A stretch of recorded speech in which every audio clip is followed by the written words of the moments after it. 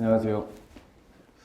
저 이번에 2019년 590 제1반행정 전국직 합격자라 호선이라고 합니다.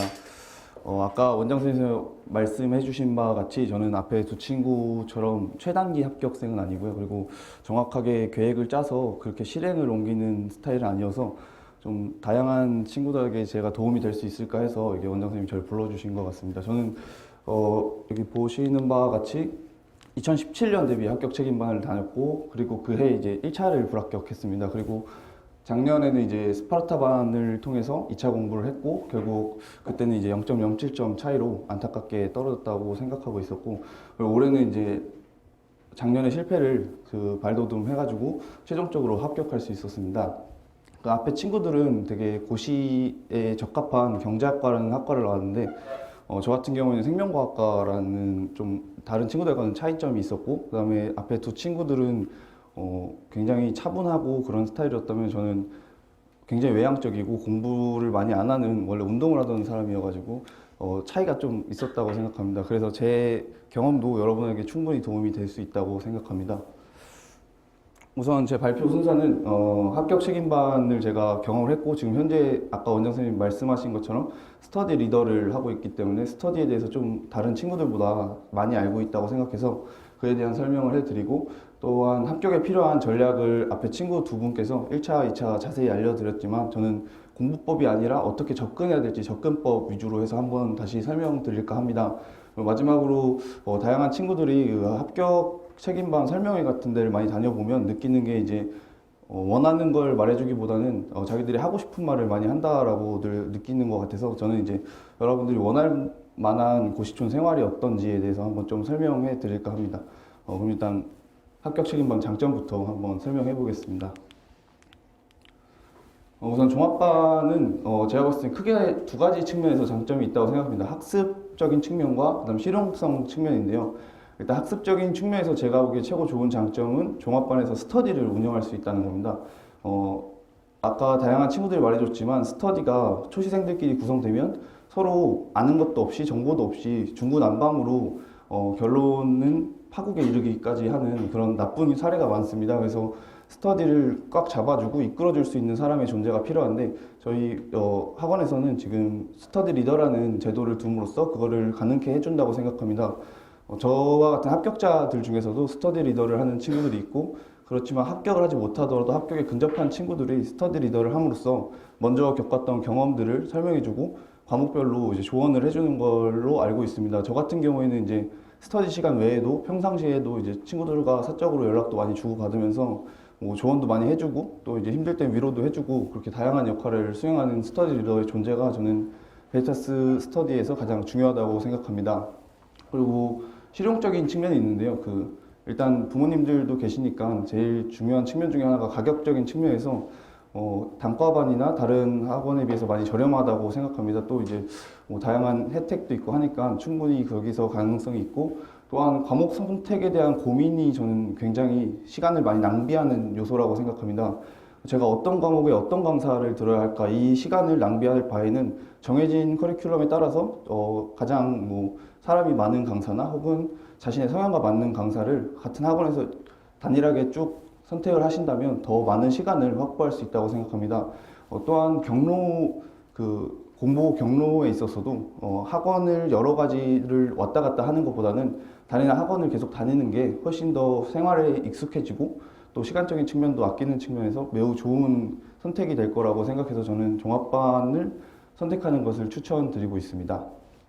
두 번째는 2차 전략입니다. 제가 1차 과목을 따로 말씀 안 드리는 것은 여러분들이 지금 당장 중요한 것은 1차가 아니고 이제 들어와서 2차 공부를 어떻게 할 것이고 어떤 방향으로 2차 공부를 진행할 것인가 라고 생각하기 때문에 저는 2차 과목에 대해서만 따로 설명을 써놨고요. 또한 굳이 1차 과목 공부법이나 2차 과목 공부법 자체가 궁금하시다면 제가 이제 합격 수기에 나름 자세히 적어놨으니까 그걸 참고해 주시면 충분히 될 것 같아서 오늘은 이제 어떻게 선택하느냐의 문제로 접근해 보자고 했습니다.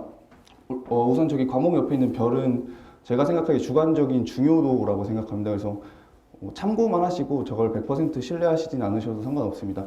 우선 선택 과목 빼고 총 4과목이 일반 행정에서는 중요한데요.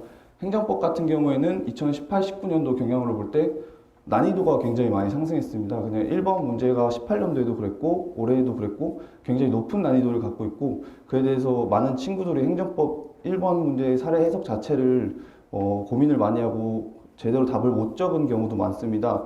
그와 동시에 또 나타나는 경우는 일반 행정의 경우에는 앞서 재경 친구들과는 달리 꽈락이 굉장히 많이 줄어들었습니다. 상위권의 점수 폭도 낮아지고 꽈락도 줄어들었기 때문에 과거에 비해서 행정법이 합격, 불합격을 결정하는 그 정도성이 굉장히 낮아졌다고 생각합니다. 여전히 꽈락이라는 위험이 존재하기 때문에 중요성이 높은 과목인 것은 사실이지만 과거 몇 년 전에 비해서는 좀 많이 중요성이 떨어져서 저는 별을 하나 깎아서 4개로 생각했습니다. 두 번째는 경제학입니다. 경제학은 일명 행정고시를 경제고시라고 할 정도로 가장 중요한 과목인 건 여전히 맞습니다. 과거에는 최고득점이 90점, 100점까지도 나왔기 때문에 매우 중요했지만 요즘 같은 경우에는 최저득점이 뭐 10점대, 뭐 20점대, 꽈락에 가까운 점수가 상당히 많이 나옴으로써 더 중요성이 높아졌다고 생각합니다. 18년과 달리 19년에는 특히 1문, 2문 모두 다 서술과 관련된 문제들이 많이 나왔고 서술의 중요성도 높아지고 있습니다. 이러한 서술의 중요성이 높아지다 보니까 최고점 자체는 낮아졌지만 여전히 최저점과 최고점 사이의 격차는 모든 과목 중에 가장 큽니다. 그 말은 경제학 하나를 잘하면 나머지 2과목을 잘하는 것과 같은 효과를 낼 수 있는 과목이라고 생각해서 별 5개라고 측정을 했습니다. 세 번째는 행정학입니다. 저는 18년도, 19년도 둘 다 행정학 점수가 굉장히 높은 편인데 제가 생각하기에 행정학이 점수를 높게 받으려면 공부를 많이 한다, 뭐 공부를 폭넓게 한다 이런 것보다도 정확한 답을 찾는 것이 중요하다고 생각합니다. 앞에 친구와 약간 견해가 다르긴 한데 요새 나오는 행정학은 정답이 있는 행정학이라고 생각합니다. 정부가 실제로 실시하는 정책이 무엇인지 그리고 그 정책이 어떤 효과를 내고 있는지를 사례를 통해서 보여주시는 거기 때문에 정부의 실제 정책을 확실히 파악하고 그걸 답안에 표출하는 것이 행정학에서 요구하는 정답이라고 생각하고 그 정답을 맞출 수 있다면 행정학은 크게 문제가 되지 않다고 보았기 때문에 별을 3개로 측정했습니다. 마지막은 정치학입니다. 많은 친구들이 경제학과 행정법에 시간을 많이 투자하다 보니까 논문 과목에 시간을 투자하는 경우가 매우 적습니다. 근데 일반 행정직 같은 경우에는 정치학의 비중이 엄청 높아지고 있는 게 현재의 사실입니다. 제 주변에도 바라보면 다른 점수가 평균보다 많이 낮아도 정치학을 80점대 후반, 뭐 80점대 중반까지 높게 받으면서 합격하는 친구들이 꽤나 많습니다. 정치학은 다른 친구들 자체가 많이 못하는 과목이기도 하고 정치학이라는 것이 범위도 굉장히 넓고 깊이도 깊다 보니까 많이 포기들 하는 과목이기 때문에 정치학을 잡으면 합격에 다가갈 수 있는 가장 키라고 생각해서 저는 정치학을 경제학과 비슷한 비중으로 중요하다고 생각합니다. 이상 2차 전략은 이렇게 짧게 제가 요약을 해드렸고요. 공부 방법 같은 경우에는 제가 그 합격 수기에 나름 자세히 작성을 해놔서 그걸 한번 살펴보시면 좋을 것 같습니다. 그리고 많은 사람들이 가장 궁금해하는 게 바로 고시촌 생활이라고 생각합니다. 공부는 공부인데 고시촌에서 밥 먹을 때가 어딘지 혹은 여기서 자취를 하는 게 맞는지 아니면 통학을 하는 게 맞는지 되게 많은 고민이 있을 것이고 주말에 쉬는 게 나을까 아니면 밖에 나가서 친구들하고 스트레스를 푸는 게 나을까 많은 고민을 할 겁니다. 저를 기준으로 말씀드리면 좀 오차가 있기 때문에 제가 다양한 스터디원과 같이 스터디를 한 결과 그 친구들의 입장을 고려했을 때 다음과 같은 3가지 측면에서 한번 말씀드려 보겠습니다. 일단 총학과 자취 측면인데요. 이거는 저는 100% 자취가 좀 더 타당하다고 생각합니다. 통학이라는 그 시간 동안 어떤 분들은 왔다 갔다 하면서 뭐 작은 책자나 이런 걸 통해서 공부를 할 수 있지 않겠느냐라고 말하는 친구들도 있는데 불가능합니다. 아침에 피곤하고 아시겠지만 버스에 사람이 엄청나게 많아서 책을 펴는 것도 거의 불가능해서 그 통학을 통해서 공부를 하겠다는 건 정말 아주 좋은 상상이라고 생각하고요. 저는 절대 불가능하다고 생각하고 자취를 함으로써 이 동네가 갖고 있는 그 특유의 그 분위기를 느끼면서 공부를 좀 더 몰입하는 게 필요하다고 생각합니다. 분위기를 느끼면 느낄수록 오래 살고 싶지 않다라는 생각 때문에 공부의 기간이 짧아지는 효과도 충분히 누릴 수 있다고 생각합니다. 그래서 저는 이 부분에 있어서는 거의 이견 없이 자취가 타당하지 않을까 생각합니다. 두 번째는 고식식당과 일반 식당인데요.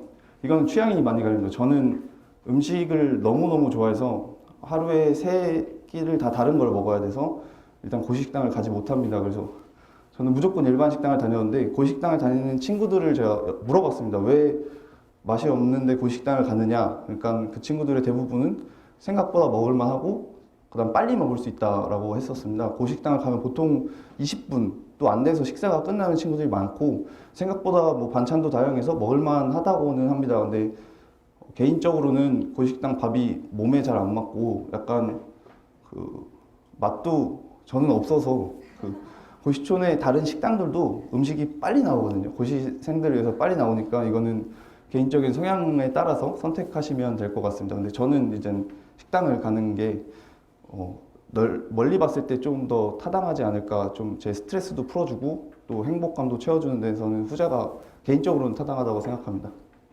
그리고 세 번째는 약속하고 휴식입니다. 그 고시촌에 계속 있으면 사람이 굉장히 피폐해진다고 해야 되나? 약간 몸도 무거워지고 마음도 되게 우울해지고 하는 현상이 나타날 수 있어서 저는 주말에 자주 나갔습니다. 아까 원장 선생님 말했다시피 저는 약간 다른 친구들하고 달라서 평일에도 좀 자주 나가긴 했었는데 그거는 정말 하면 안 되는 거라는 걸 제가 수험 생활이 긴 거 보면 아시겠죠. 그리고 주말에는 나갔다 오는 게 저는 나름 리프레시 하는데 굉장히 도움이 많이 된다고 생각합니다. 평일 내내 공부를 했으면 하루 정도 자기한테 선물 주듯이 나가서 뭐 맛있는 것도 먹고 친구들도 만나고 뭐 데이트도 하고 아니면 뭐 선물도 사주고 하면서 하루 정도의 휴식은 2순환까지는 괜찮지 않을까 싶습니다. 2순환 끝나고 1차 들어갈 때 이후, 그 다음에 1차 끝나고 3순환부터는 웬만하면 주말도 외출을 자제하는 게 좋겠지만 그 전까지는 자신의 컨디션을 끌어올리는데 충분히 도움이 될 수 있다고 생각합니다. 이거는 상당히 많은 친구들이 토요일 날 오후가 끝나면 이 동네도 생각보다 화려하게 술집도 많이 돌아가고 하는 걸 보면 주말에 약속을 잡는 게 일반적이지 않나 생각됩니다. 일단 제가 준비한 발표는 여기까지고요. 저는 질문을 받으려고 생각을 해서 처음부터 Q&A를 따로 준비했는데 하시는 질문들이 하나도 없길래 혹시 있으시면 좀 부탁드리겠습니다. 질문? 없으면 박수 치고 마무리하겠습니다.